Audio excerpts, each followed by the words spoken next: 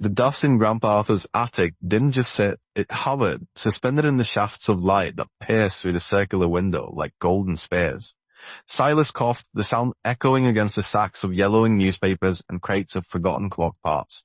It had been 3 weeks since the funeral, 3 weeks of silence in the house that used to hum with the rhythmic ticking of 100 timepieces.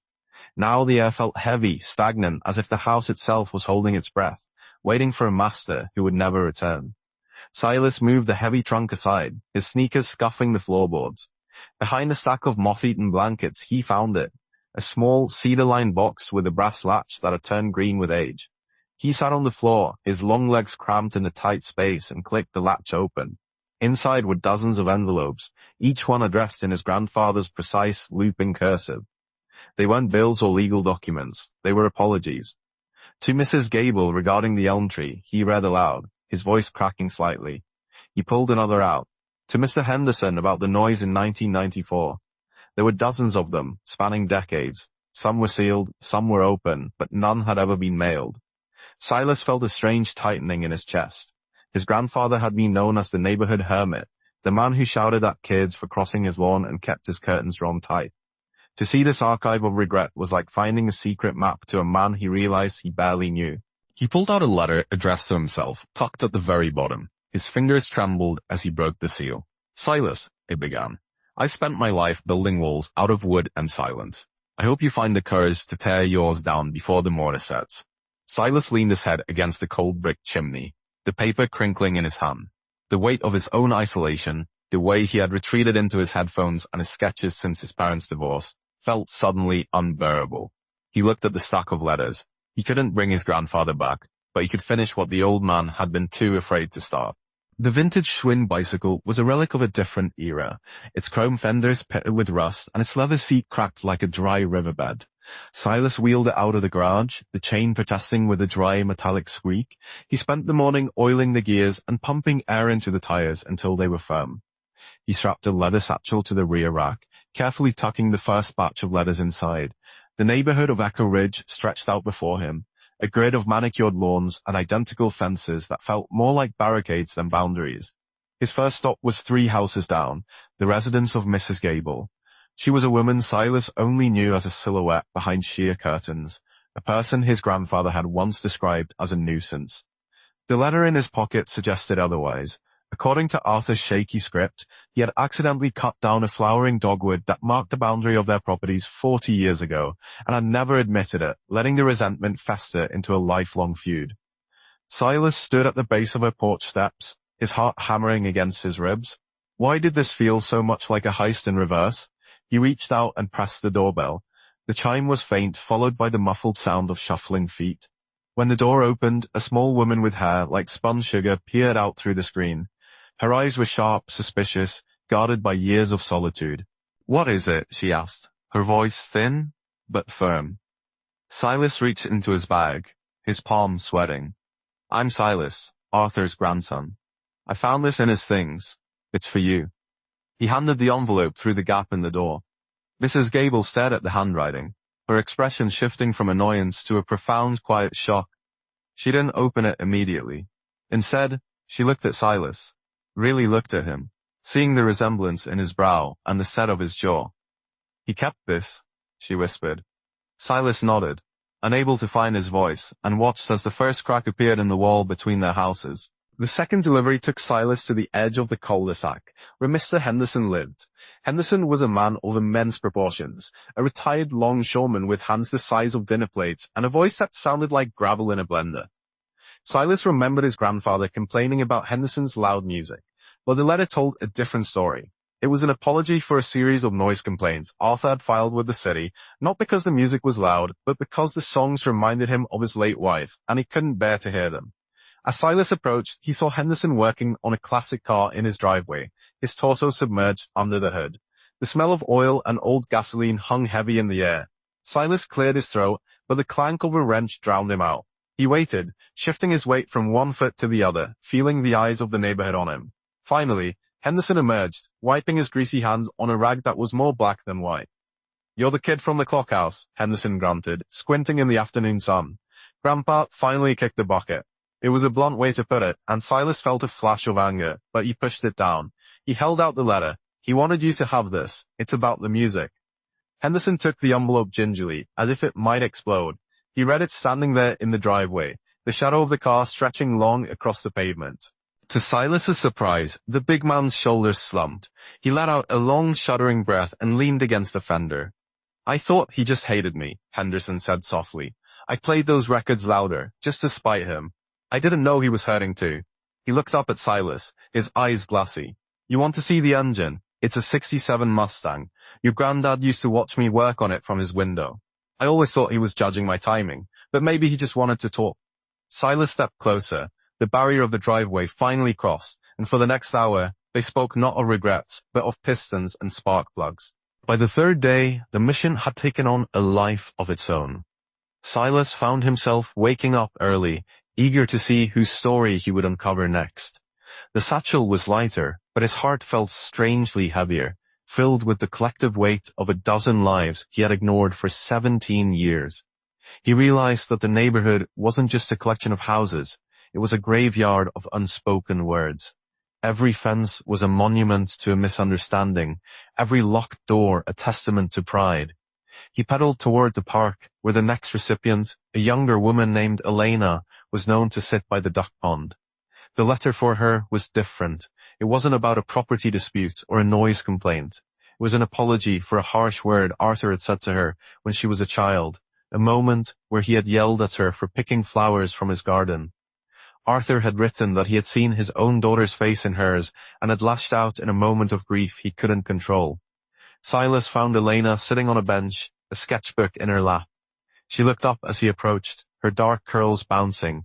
When he explained who he was and handed her the letter, she didn't seem angry. She read it and smiled sadly. I remember that day, she said. I cried for hours. I thought I was a bad kid. I've lived in this neighborhood for 20 years, Silas, and I've always walked on the other side of the street when I passed your house. She invited him to sit. They talked about the garden, about how Silas was now the one tending to the overgrown roses. It's funny, Elena said, sketching a quick charcoal line on her page. We spent so much time protecting our little patches of dirt, but we forget that the dirt is all connected underneath. Your grandfather was a lonely man, Silas. Don't let that be your inheritance. Silas looked at his hands, stained with bicycle grease and ink, and realized that the letters were doing more than healing the neighbors. They were rewriting his own future. The weather turned on the fifth day, a grey drizzle coating the streets in a slick sheen. Silas didn't care. He pulled his hood up and kept pedaling. The letters were becoming more difficult now, addressing deeper wounds. He had one for the Miller family, whose son had been his age before moving away. The letter apologized for Arthur never returning a borrowed ladder, a trivial thing that had somehow ended a 20-year friendship between the two men. When Silas arrived, the Miller house was quiet, the lawn overgrown. It reminded him of his own home. He knocked, and when Mr. Miller answered, the man looked tired, his eyes weary from a life of hard work and quiet disappointments. Silas handed over the letter, explaining the situation. Mr. Miller didn't say much, but he invited Silas in for a cup of tea. The kitchen smelled of cinnamon and old wood. Arthur was a stubborn mule, Miller said, stirring his tea with a rhythmic clink. But he was a good craftsman. He helped me build the deck out back, you know. Then the ladder thing happened, and we both just stopped. It's ridiculous, isn't it? How a piece of aluminum can stand between two men. He laughed, a dry, hollow sound that filled the small kitchen. I missed him, Silas. I saw the ambulance 3 weeks ago, and I wanted to come over, but I didn't think I was welcome. Silas felt a lump in his throat. He wanted to say he was sorry. He just didn't know how to say it out loud.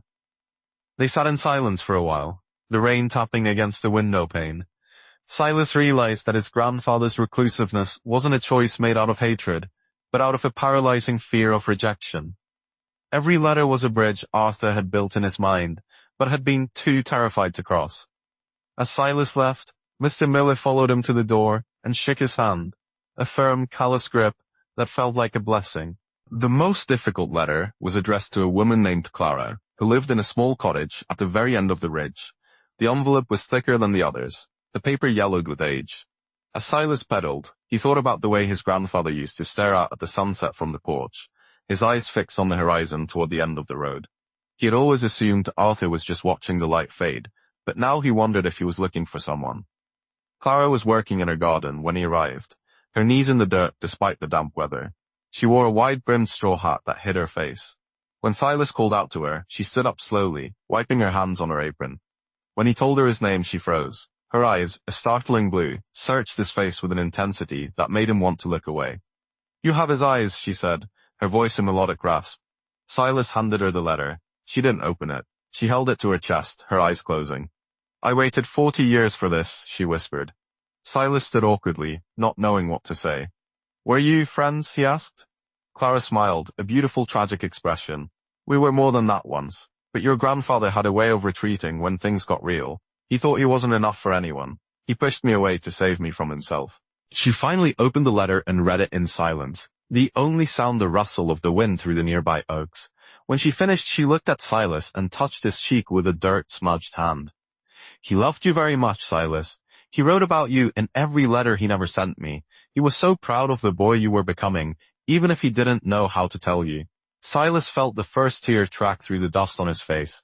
The letters weren't just for the neighbors. They were a breadcrumb trail leading him back to the man he had lived with but never truly known. Word of Silas's deliveries began to spread through Echo Ridge. The neighborhood, once a collection of isolated islands, was starting to feel like a community again. People started nodding to him as he rode by. Mrs. Gable left a plate of cookies on a porch for him. Mr. Henderson waved from his garage, the Mustang now purring with a tuned engine. Even the air seemed lighter, as if the collective exhaling of long-held secrets had cleared the suburban smog. Silas found himself changing too. He no longer wore his headphones when he rode. He listened to the birds, the wind, and the sound of his own breathing. He stopped avoiding eye contact. He realized that everyone he passed was carrying a box of unmailed letters in their heart, a hidden archive of things they wished they had said. He wasn't just a delivery boy, he was a catalyst, a small stone dropped into a still pond, creating ripples that refused to stop. One afternoon, he found a group of kids playing ball in the street. Usually, he would have pedaled faster, head down, but today he slowed. The ball rolled towards his bike, and he hopped off to retrieve it. A young boy, no older than 8, ran up to him. "You're the guy with the letters," the boy chirped. Silas smiled, a genuine, easy smile that felt new on his face. "I am. You want to help me with the next one?" He let the boy walk beside him for a block, telling him stories about the vintage bike, and how it used to belong to a master clockmaker. He realized that he was no longer the grandson of the neighborhood hermit. He was Silas, a person with his own voice, his own story. The walls his grandfather had warned him about were crumbling, and in their place he was finding a world that was far more beautiful and far less frightening than he had ever imagined. There was only one letter left. It was the one Silas had been avoiding, the one addressed to his own father, Arthur's estranged son. His father lived 3 towns away, a distance that felt like 1,000 miles given the years of silence between them. The letter was sealed with red wax, a sign of its importance. Silas knew that this was the final bridge, the one that would either complete his journey or leave him stranded. He didn't use the bike for this one. He took the bus, the satchel heavy on his lap. He watched the landscape change from the familiar streets of Echo Ridge to the industrial outskirts of the city. His father, David, worked in a sterile office building, a place of glass and steel that felt the opposite of Arthur's wood-filled attic. Silas felt a surge of nerves as he entered the lobby, his denim jacket and messy hair out of place among the suits. When David saw Silas in the doorway of his office, his face went pale. "Silas, is something wrong? Is your mother okay?" Silas shook his head and walked toward the desk, placing the letter on the polished mahogany surface. "Grandpa left this for you. I've been delivering them all week, to everyone." David looked at the letter, his jaw tightening.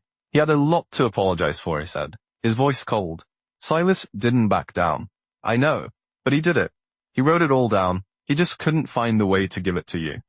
He watched as his father's hand reached out, hovering over the wax seal. For a moment, the two of them were frozen in the quiet office, the hum of the air conditioning the only sound. Then, David broke the seal. Silas watched his father's face soften, the lines of resentment melting away as he read his father's final words. "He says he was wrong about the clocks," David whispered, a small, sad laugh escaping him. "He says I was the only thing he ever built that was perfect." The return to Echo Ridge felt like coming home for the first time. Silas walked from the bus stop, the empty satchel swinging at his side. The sun was setting, casting long purple shadows across the neighborhood. As he turned onto his street, he saw something that stopped him in his tracks. There were people on his lawn, not just a few, but a dozen or more. Mrs. Gable was there, holding a plate of sandwiches. Mr. Henderson was talking to Mr. Miller by the porch steps. Elena was sitting on the grass, her sketchbook open. They had come together, brought by the letters, to the house they had all avoided for so long. Silas felt a surge of emotion so strong it took his breath away. They weren't there for Arthur, they were there for him. We thought the place looked a little lonely, Mr. Henderson called out, waving a wrench like a baton. Thought we'd help you clear out some of those old weeds. Silas walked into the middle of the group, his heart full. He saw his father's car pull into the driveway, David stepping out with a hesitant smile. The two men, father and son, looked at each other, and for the first time in years, the silence wasn't a wall. It was a beginning. They spent the evening working together, the sound of laughter and conversation filling the air where only the ticking of clocks had been. They shared stories of Arthur, the good and the bad, weaving a new history for the man who had died in isolation. Silas realized that his grandfather's final act of kindness wasn't just the letters themselves, but the legacy of connection they created. He had left Silas a neighborhood, a family, and a way to belong. A month later, the house on the ridge was no longer a tomb. The windows were open, letting in the scent of blooming jasmine and the sounds of the street. Silas sat at his grandfather's old workbench, the tools cleaned and organized. He wasn't fixing clocks, though he had learned a few things about gears and springs. He was writing. He had a new box now, one made of light pine, and it wasn't for apologies. It was for the things he wanted to say, while people were still there to hear them. He looked out the window and saw Mrs. Gable walking her dog, pausing to chat with Elena. He saw the Miller boys playing catch in the street. The neighborhood had changed, the invisible lines of tension replaced by visible threads of friendship. Silas picked up a pen, his hand steady. He thought about the letter his grandfather had left for him, the one about tearing down the walls before the mortar set. "Dear Grandpa," he wrote, the ink flowing smoothly on the page. "The walls are gone. I found the courage, just like you wanted. But I didn't do it alone. You were there in every word, every apology, every bridge we crossed. Thank you for leaving me the map." He folded the paper and placed it in the box. He didn't need to mail it. He knew the message had already been delivered. He stood up, grabbed his denim jacket, and headed for the door. Outside, the world was waiting, vibrant and loud and beautiful. He hopped on his vintage bike, the chrome gleaming in the morning sun, and pedaled down the driveway. He didn't look back. He was moving forward, a young man no longer defined by his solitude, but by the connections he had the courage to build. The postman of Echo Ridge had finished his route, and a new story was just beginning.